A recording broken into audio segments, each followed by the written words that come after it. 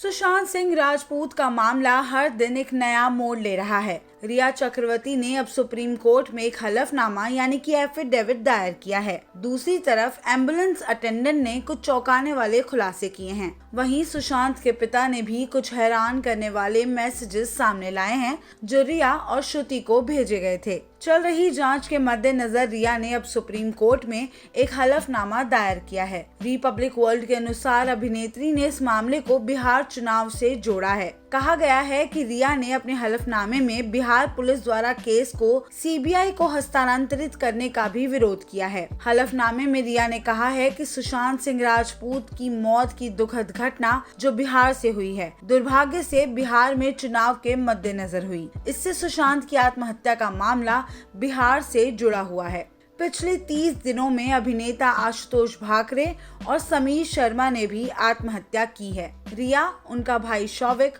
और पिता इंद्रजीत को कल ईडी के सामने बुलाया गया था। सुशांत की एक्स मैनेजर श्रुति मोदी और सुशांत के फ्लैटमेट और दोस्त रहे सिद्धार्थ पिठानी से ईडी द्वारा घंटों तक पूछताछ की गई थी। टाइम्स नाउ की एक और चौंकाने वाली रिपोर्ट में सुशांत के शव को एम्बुलेंस तक पहुंचाने वाले अटेंडेंट ने एक बहुत ही संगीन बयान दिया है।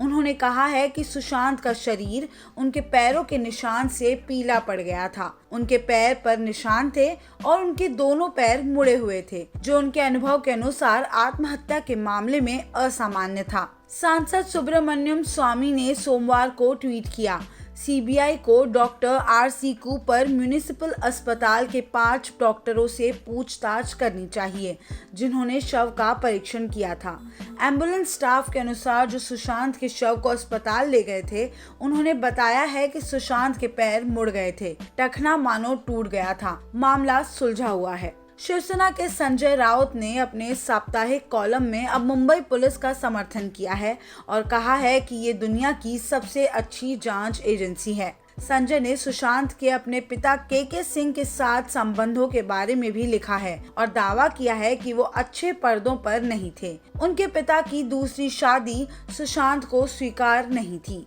उन्होंने कहा है कि तथ्यों को यानी कि फैक्ट्स को सामने आने दे और सुशांत पटना में अपने परिवार के पास कितनी बार गए थे, सुशांत की एक्स गर्लफ्रेंड अंकिता लोखंडे ने सुशांत के साथ ब्रेकअप क्यों किया, इस सब की जांच होनी चाहिए। संजय ने अपने साप्ताहिक कॉलम में लिखा है कि राजनीतिक कोण से दुर्भाग्यपूर्ण आत्महत्या को देखना गलत है। वहीं रिपब्लिक टीवी के नए रिपोर्ट्स में सुशांत के पिता के सिंह के व्हाट्सएप संदेशों से पता चलता है कि उन्होंने नवंबर 2019 में रिया चक्रवर्ती से संपर्क करने की कोशिश की थी। टेक्स्ट में लिखा है कि जब आप जानते हैं कि मैं सुशांत का पिता हूं और मैं आपसे संपर्क करने की कोशिश कर रहा हूं, तो आप मुझसे बात क्यों नहीं कर रही? क्या हो रहा है?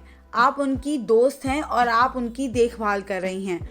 उनका सारा इलाज भी आप ही करवा रही हैं।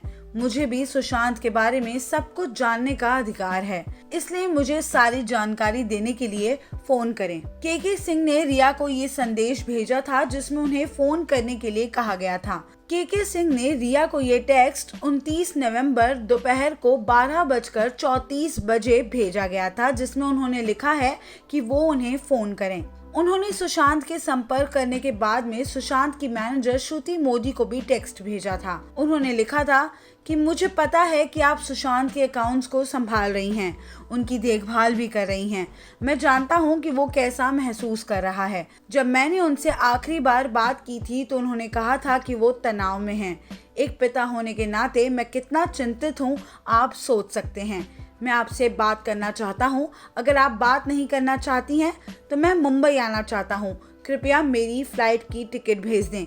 जैसे कि आप सभी जानते हैं कि के सिंह ने पहले भी साझा किया था कि उन्होंने फरवरी 2020 में सुशांत की सुरक्षा के लिए मुंबई पुलिस को संपर्क किया था, लेकिन उस पर कोई भी एक्शन नहीं लिया गया। सुशांत सिंह राजपूत की आत्महत्या है या फिर हत्या, इस केस के ऊपर सारी अपडेट के लिए देखते रहिए हिंदी रश।